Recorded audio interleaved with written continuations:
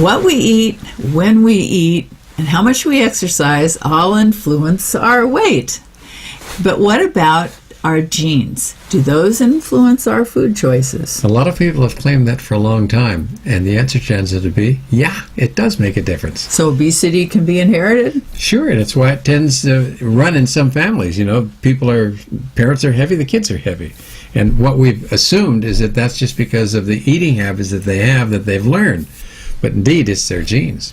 So we have a couple of genes that we've looked at that are related to whether or not we snack, or how much we eat in terms of calories, and whether we prefer fat or sugar, and they all influence what we do. So in other words, they're influencing our habits and our patterns of eating too. Right, so it means we have to do something called conscious nutrition, which means pay attention to what you eat.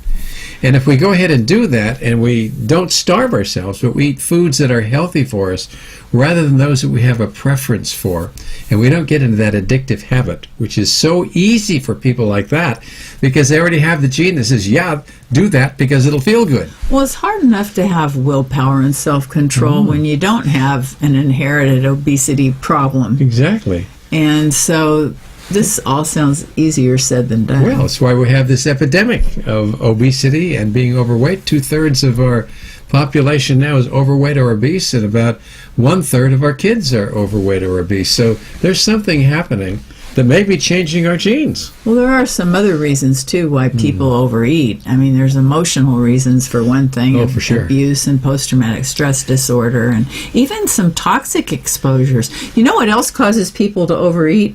Is artificial sweeteners. The very thing that we're trying to do to avoid calories does a lot to make us And overweight. high fructose corn syrup is another one. Yeah. But you know, there's endocrine reasons, and there's inflammation also. And inflammation's a big one, and there's not much you can do about that. Once your body's inflamed, what you develop is something called leptin resistance, which is the hormone that's made by our fat cells that tends to make us satiated. And if that hormone doesn't do the job, you have something called leptin resistance, and it doesn't turn off your eating. And the same thing with insulin. We get insulin resistant, and that tends to make us eat more in the way of carbohydrate. And this can happen from not getting enough sleep.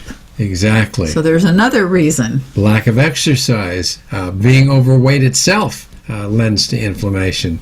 So all these different causes for inflammation are important to know about. We have a lot. If you'll put in the search box weight management, a lot of videos and audios will come up that will give you an education about some of the factors that Vicki was pointing out. So does obesity, is it affected by your genes? You bet. But it's not the only cause, but we need to take all these things into consideration and remember that everybody's a little different.